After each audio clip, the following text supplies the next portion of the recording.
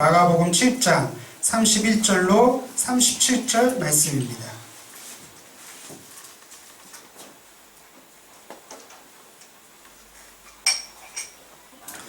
한 목소리로 다 같이 하나님 말씀을 봉독하겠습니다.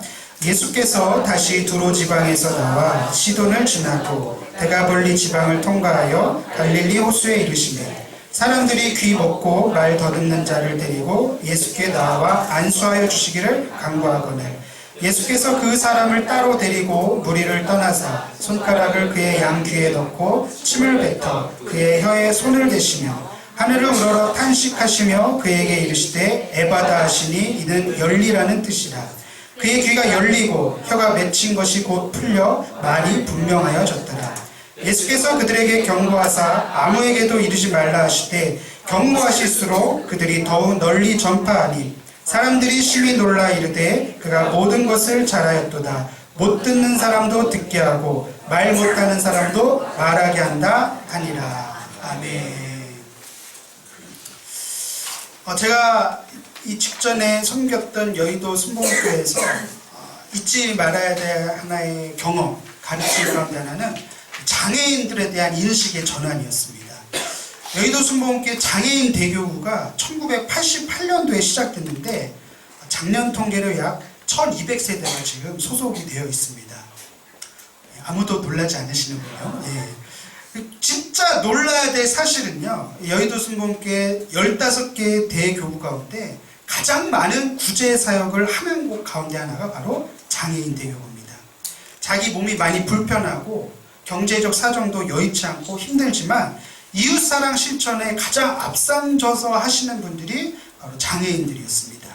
제가 왜 그런가 가만히 옆에서 지켜보니까 자기가 아파 보니까 어려운 사람들 심정을 잘 아는 것이에요. 그래서 매년 김장할 때마다 1300세대 김장을 20kg 박스에다 담아서 나누어주고 부활절 때마다 사랑의 쌀 나누기를 하고 아낌없이 구제와 선교에 앞장서시는 분들이 장애인들이었습니다.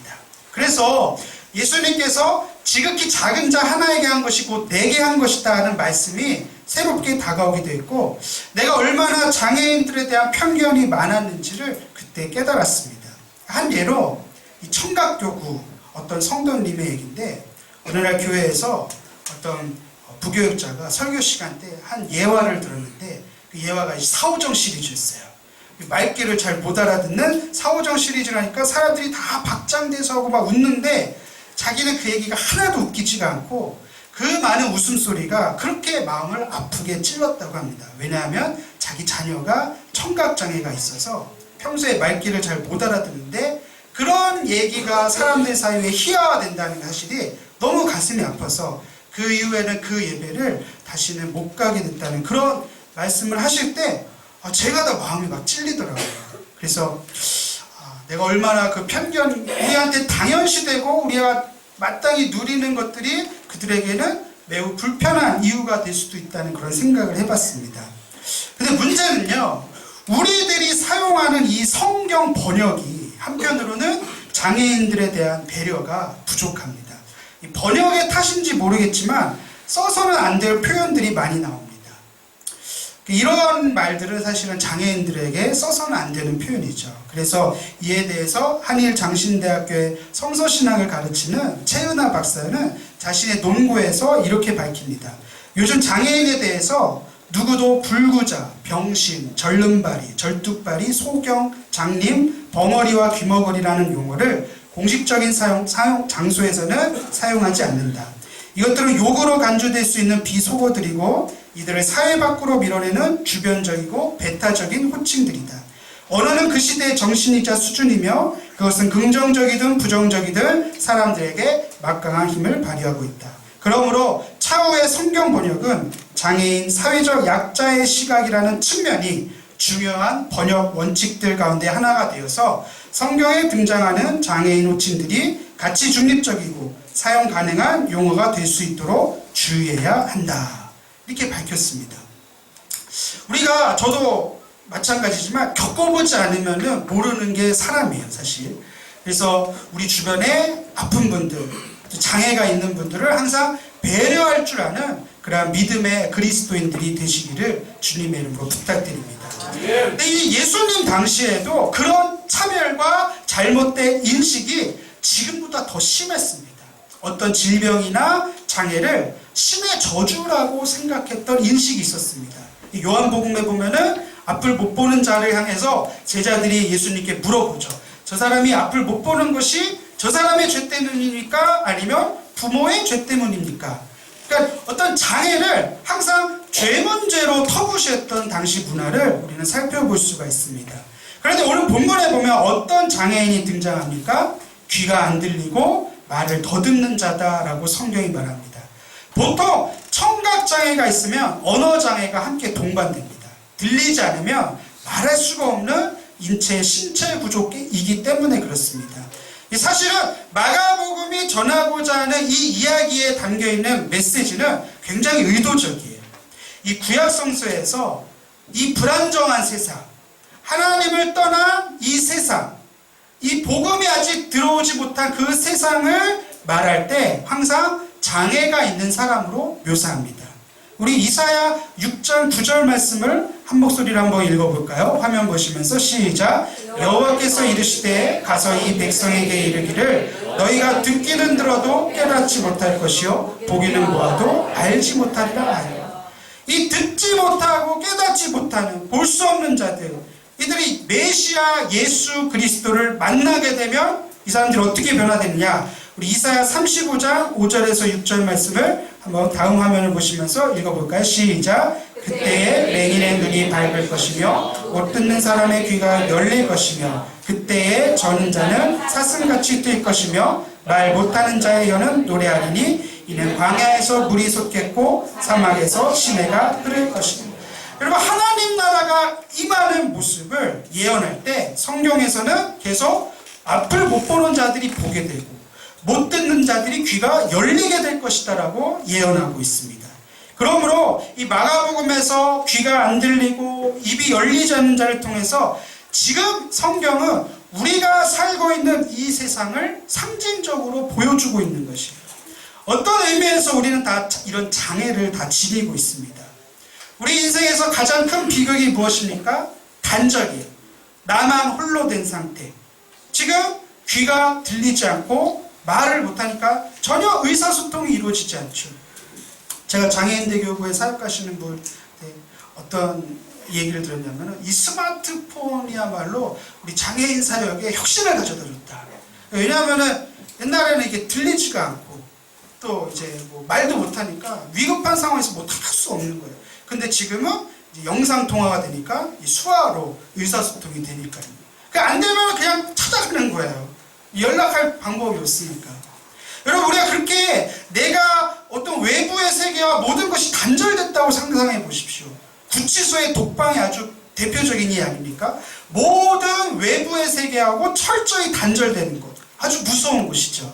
형벌이 무거울수록 독방에 들어가는 경우를 많이 볼 수가 있습니다. 왜요? 흉악한 범죄에 따르는 아주 무거운 죄를 물고 있다는 것이죠. 오늘 본문에 나오는 장애인이 바로 그런 상태였어요. 육체적으로 들리지가 않고 말도 못하는 커뮤니케이션의 단절을 겪고 있는 그런 사람들을 통해서 오늘날 저와 여러분들 어떻습니까? 이렇게 외부 세계와 단절한 채 살아가는 정신적인 장애, 아니면 영적인 세계와 단절하고 있는 아주 보기 싫어하고 보기를 원하지도 않고 들려도 귀를 기울이지 않는 그런 시대를 우리는 살고 있지 않습니까? 다시 말해서 귀가 있어도 하나님의 말씀이 들리지 않는 시대, 눈이 있어도 하나님의 영광을 볼 수 없는 시대, 계속해서 자기만의 세계를 쌓고 있고 그 자기만의 세계가 끊임없이 갈등하고 부딪히고, 그런 의미로 볼 때 우리가 살고 있는 이 시대는 우리 모두가 다 저마다의 장애를 안고 있습니다. 근데 중요한 것은 그러한 사람들이 예수님을 만나게 되면 고침을 받고 변화가 됩니다. 이제 나만의 세계에서 탈출해서 다른 사람하고 소통을 하게 되고, 무엇보다 하나님과 나와 사이의 관계가 소통이 되는 것이에요. 회복되는 것이에요. 그래서 오늘 본문을 통해서 예수님께서 이 자를 어떻게 고치셨는지, 그리고 그 치유의 행위에 어떤 의미가 있는지 한번 살펴보기를 주님의 이름으로 축복합니다. 첫 번째는 이 장애에서 고침받고 변화되기 위해서는 무엇보다 예수님을 개인적으로 만나야 합니다. 한번 따라해 주시겠습니까? 예수님을 개인적으로 만나야 한다. 여러분, 제가 늘 기도하고 우리 성도들하고 함께 강조하는 것이 우리 광교순복음교회는 하나님이 거하시는 성전이 되어야 합니다.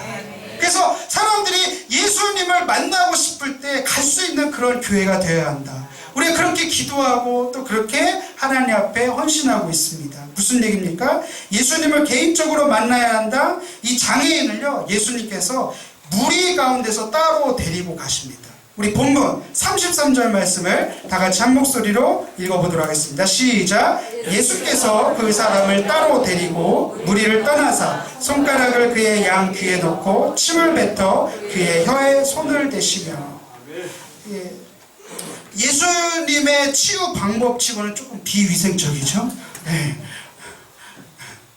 예전에 저희 아버님이 개척 초기 때 어떤 그 환자를 피고름을 혼자 빨아가지고 이렇게 해줬다는데 너무 큰 은혜가 임했지만 너무 비위생적인 방법이 아닌가, 그런 시대가 있었는데, 예수님께서 이 손가락을 그의 양 귀에 넣으시고 그의 혀를 만지시면서 침을 뱉어서 혀를 만져주십니다. 그런데 그 치유 행위에 앞서서 예수님이 이 사람을 무리에서 따로 데리고 나오신 것이에요. 무슨 얘기입니까?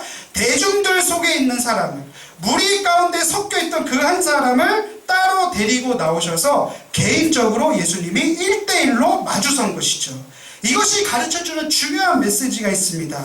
우리들이 갖고 있는 모든 장애, 모든 괴로움, 그것을 벗어던지기 위해서는, 모든 단절로부터 해방되기 위해서, 나만의 세계관에서 폐쇄되어 있는 곳에서 나오기 위해서는 예수님을 개인적으로 만나야 합니다. 저는 이 자리에 계신 우리 모든 분들이 정말 예수님을 개인적으로 만나는 경험이 있으시기를 간절히 축복합니다. 이것이 왜 중요하냐면요, 결국 신앙이라는 것, 믿음이라고 하는 것은 내가 얼마나 개인적으로 예수님을 만나느냐, 거기에 달려있기 때문입니다. 이 제임스 파울러라고 하는 종교 심리학자가 있어요. 이 사람이 신앙의 발달 단계를 6가지로 분류합니다. 기독교 교육을 하는 사람은 반드시 넘어야 될 산인데요, 우리가 일반 아동심리에서 장삐아제라든지 에릭슨이라든지 콜버그라든지 아동심리 발달 단계의 발달 이론이 있듯이 기독교 종교 심리학에서도 신앙의 발달 단계를 말하는 학자가 이 제임스 파울러라고 하는 학자인데요, 이 사람이 하버드 출신인데요, 지금 그 발달 단계를 여러분들에게 설명하려는 것이 아니라 그 신앙이 발달하기 위해서는, 다시 말해서 신앙이 더 성숙하기 위해서, 성경의 표현을 따르자면 그리스도의 장성형 분량에 이르는데 반드시 필요한 것이 예수님의 신앙이 내 개인의 정체성 가운데서 다시금 의미를 밝히는 것이에요.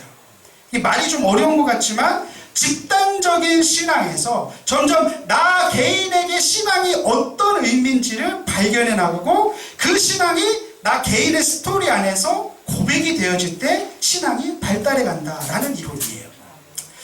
우리가 바울을 쉽게 예를 들게요. 바울 아시죠? 알 사람이 없습니까? 네, 바울 아시죠? 이 갈라디아서에서 바울이 뭐라고 얘기하냐면 다른 복음은 없다. 이 오직 예수 그리스도의 복음만 있지 다른 복음을 말하는 자들은 저주를 받을지어다. 이렇게 아주 강력하게 무시무시하게 경고를 합니다. 그런데 같은 바울이 로마서 2장에서는 뭐라고 말하는지 아십니까?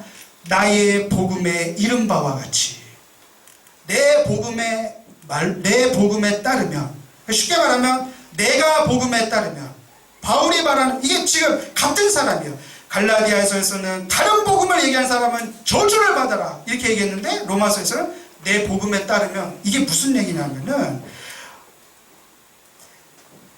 나의 복음이라는 말은 내가 만난 예수님, 내가 만나고 경험하고 체험했던 내 삶에 깊숙이 들어왔던 예수님으로 말하자면 이 얘기예요. 그래서 우리는 어떤 의미로 봤을 때 다 개개인마다 나의 복음을 말할 수 있어야 돼요. 이 개인의 감정이 있어야 한다는 것이죠. 나라고 하는 자의 정체성에 과연 예수님이 어떤 의미인지, 복음이 어떤 의미인지, 신앙이 어떤 의미인지, 믿음이 무엇인지 간증과 스토리가 저마다 다 풍성해질 때 우리의 신앙이 발달할 수 있다는 것이에요. 이 복음 스토리를 바울이 들려주고 있는 것이죠. 사랑하는 성도 여러분, 예수님을 어떤 분으로 여러분 고백하고 계십니까? 역사 속에서 존경받는 성인이 아니라, 이 성경 안에 갇혀있는 예수가 아니라, 설교 시간 때 이호셉 목사가 자꾸 말하는 예수가 아니라, 내가 체험했고 내가 만나봤고 내가 경험한 예수가 있어야 합니다. 그래야 예수님이 살아계신 주님이시고 내 삶 가운데 지금도 역사하고 계시는 분이라는 것을 깨달을 때 우리의 귀가 열리기 시작하는 것이에요. 그래서 우리 교회가 정말 예수님을 개인적으로 만날 수 있는 그러한 교회, 그러한 신앙의 터전이 되기를 주님의 이름으로 축복합니다. 이 두 번째는 예수님께서 이 장애인을 개인적으로 만나시고 그의 귀에 손가락을 넣으시고 그의 혀에 손을 만지시면서 침을 뱉어서 어떤 행위를 하세요. 우리 본문 34절에 나와 있습니다. 우리 화면 보시면서 다 같이 한 목소리로 34절 말씀을 읽어보겠습니다. 시작. 하늘을 우러러 탄식하시며 그에게 이르시되 에바다 하시니 이는 열리라는 뜻이라. 여러분, 하늘을 우러러 봤다는 것은 하나님의 도우심과 은혜를 바라봤다는 것이죠. 그러니까 그 치유 행위를 하기 전에 예수님께서 하늘을 우러보시면서 기도하셨다는 것이죠. 제가 앞서 개인적인 신앙이 성숙하기 위해선 개인적으로 만나는 체험이 중요하다고 했는데, 그 개인적인 체험만 강조하면은 자칫 배타적인 신앙으로 흐를 위험이 따릅니다. 여러분, 개인적인 체험이, 또 우리 순복음교회는 체험을 또 강조하는 우리 교단이기 때문에, 체험, 예수 만나봤어? 성령 불 받아봤어? 성령 충만 받아봤어? 이런 것을 계속 강조하지 않습니까? 근데 그 체험만이 전부고 내가 겪어본 경험만이 진리라고 여기는 순간 독불장군이 될 수 있어요. 지금 웃으시는 분들은 그런 분들을 많이 경험했던 것 같아요. 지금 제가 이 얘기하는데 누가 떠오르지 않습니까? 감출 수 없는 웃음이 지금 여기저기서 탄식처럼 터져나오고 있습니다. 이런 대단히 위험한 신앙이 될 수가 있다는 것이에요. 독단적인 신앙, 배타적인 그리스도인. 그래서 우리가 예수님을 개인적으로 만나고 체험한다 할지라도 겸손하게 언제나 하늘을 우러러봐서 그분의 은혜와 도우심을 잊지 말아야 합니다. 여러분, 예수님도 말씀하셨죠? 너희 보물을 땅에다 쌓아두지 말고 하늘에 쌓아. 언제나 하늘을 바라보는 신앙. 우리의 시민권이 천국에 있다는 것을 고백하는 것이죠. 사랑하는 성도 여러분, 성경은 우리에게 단순히 하늘을 우러러봤다라고 기록하지 않고 그 다음에 매우 중요한 말씀을 기록하고 있습니다. 그것이 무엇입니까? 탄식하시며 따라해보겠습니다. 탄식하시며. 그러니까 예수님께서 하늘을 우러러 보시면서 탄식을 했다는 것이에요. 이 탄식이라는 말은요, 에스타넥센이라는 헬라어인데 이 말은요, 기도를 표현하는 말이에요. 그러니까 예수님께서 먼저 무리 가운데서 개인적으로 이 환자를 만나주시고 그를 위해 하늘을 우러보시면서 그 고통에 탄식하면서 기도하셨다는 것이죠. 그래서 우리 성령 하나님, 우리가 믿는 성령 하나님이 말할 수 없는 탄식으로 함께 기도한다라고 성경에 여러분 나오지 않습니까? 그러니까 하늘을 우러러보시면서 예수님은 깊은 탄식으로 기도하신 것이에요. 그리고 그 기도에 응답하셔서 이 장애인의 귀가 열리게 되고 말이 분명해진 것입니다. 분명 예수님께서 탄식하셨다. 이것에 어떤 의미가 있습니까? 그 아픔에 깊이 공감하시는 거예요. 그 아픔에 깊이 연민하고 계시는 거예요. 그리고 연민할 뿐만 아니라 연대하고 있는 것이에요. 그러니까 손가락을 직접 넣어주시고 그의 혀를 직접 만져주시고 침을 뱉어서 그 굳은 혀를 부드럽게 만져주신 것입니다. 내가 너의 막힌 귀를 뚫어줄게. 내가 너의 굳은 혀를 잡아줄게. 그리고 하늘을 우러보시면서 깊은 탄식으로 그 아픔에 공감하시면서 연민하시면서 연대하고 계시는 이 아픈 자와 같이 똑같이 아파하고 계시는 예수님, 그 예수님 여러분 만나보셨습니까? 연민은, 제가 장애인대교구 사역자한테 들은 얘기예요. 연민은 단지 불쌍히 여기는 것이지만 연대는 그들과 같은 위치에서 함께하는 거다. 예수님이 우리를 연민하셨죠. 그리고 예수님이 성육신 하셨지 않습니까? 인간의 몸을 입고 우리에게 찾아오시지 않습니까? 연민뿐만 아니라 연대하고 계시는 예수님. 할렐루야. 사랑하는 성도 여러분, 오늘날 교회가 연민만 하는 것은 아닌지 우리 자신을 한번 돌아봅시다. 우리 사회의 아픔과 문제에 연민만 할 것이 아니라 예수님처럼 손가락을 귀에 넣어주고 그 혀를 만져줄 수 있는 연대하는 모습이 교회 안에 있어야 한다고 저는 믿습니다. 아멘. 우리 광교순복음교회가 예수님을 개인적으로 만나는 교회 될 뿐만 아니라 하늘을 우러러 함께 탄식하며 아픈 자들과 함께 연대할 수 있는 교회가 되어야 한다고 믿습니다. 오늘 창립 1주를 맞아서 특별히 마가복음의 메시지를 통해서 하나님이 저와 여러분들에게 요구하시고 말씀하시는 바가 있다고 저는 믿습니다.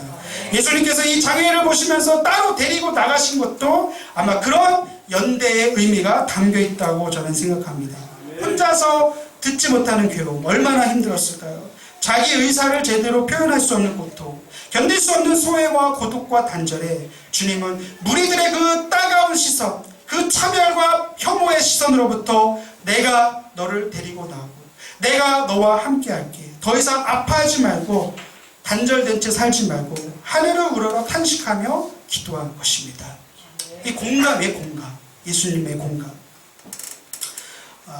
우리 한번 2명씩 한번 이렇게 짝을 지어 보시면서 2명씩 짝을 지어 없으신 분들은 상상을 하시면서 2명씩 가시면서 자기 이마에다가 영어 숫자 알파벳 2를 한번 써보시겠어요?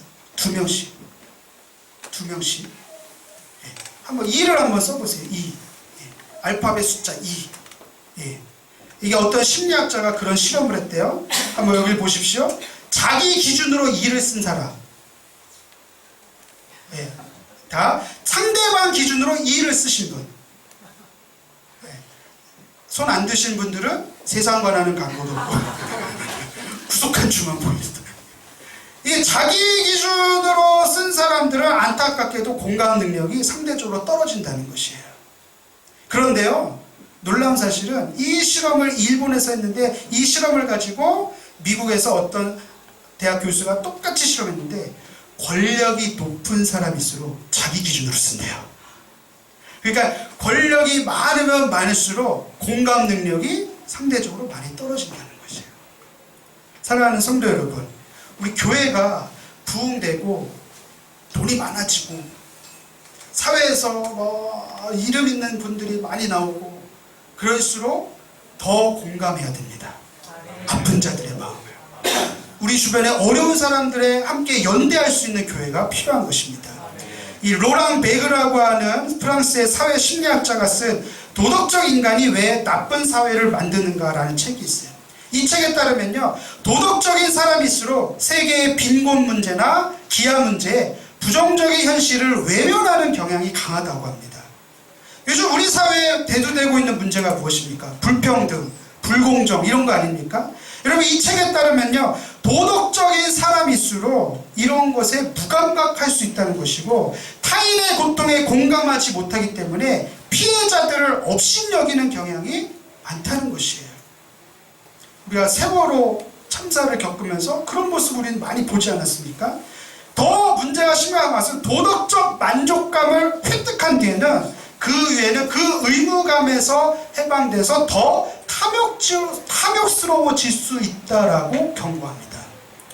사랑하는 성도 여러분, 교회가 교회다운 모습을 회복하기 위해선 자신의 도덕에만 관심을 기울일 뿐만 아니라 다른 사람들의 고통과 아픔에 연민할 수 있는 공감 능력이 회복되어야 합니다. 초대교회는 성령의 뜨거운 역사도 있었지만 항상 가난한 자들을 위한 배려와 구제를 잊지 않았던 것을 우리는 기억합니다. 그래서 야고보서 1장 27절은 이렇게 말씀합니다. 우리 다 같이 화면을 보시면서 한 목소리로 읽어볼까요? 시작! 하나님 아버지 앞에서 정결하고 더러움이 없는 경건은 곧 고아와 과부를 그 환난 중에 돌보고 또 자기를 지켜 세속에 물들지 아니하는 그것입니다. 여러분, 진짜 하나님이 기뻐하시는 깨끗하고 정결한 믿음은 이웃의 아픔에, 이웃의 어려움에 공감할 수 있고 그들과 연대할 수 있는 믿음과 신앙이 되어야 합니다. 왜 그렇습니까? 예수님께서 우리를 그렇게 함께 아파해 주시고 공감해 주시고 연대해 주셨기 때문입니다. 예수님은 여러분들의 고통을 함께 느끼고 계십니다. 아멘. 여러분들의 좌절을 알고 계십니다. 여러분들의 속상함과 답답함, 나의 고통, 나의 눈물을 예수님은 다 알고 계십니다.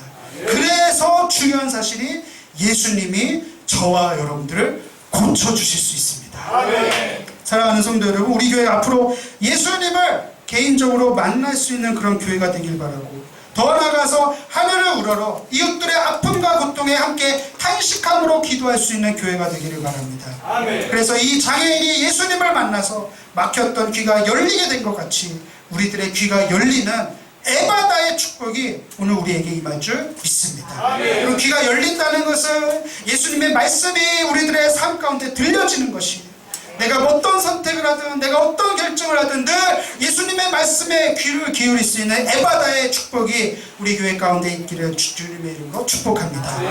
예수님의 말씀이 귀에 들릴 때 우리들의 말이 분명해질 수 있어요. 어떤 말입니까? 내 스토리, 내 개인의 스토리 안에 찾아온 복음, 이 복음을 전하는 말이 선명해지고 분명해지는 역사가, 오늘 본문은 그것을 에바다라고 말하고 있습니다. 우리 마지막으로 본문 37절을 한번 다 같이 읽어볼까요? 시작. 사람들이 심히 놀라 이르되 그가 모든 것을 잘하였도다. 못 듣는 사람도 듣게 하고 말 못하는 사람도 말하게 한다 아니라.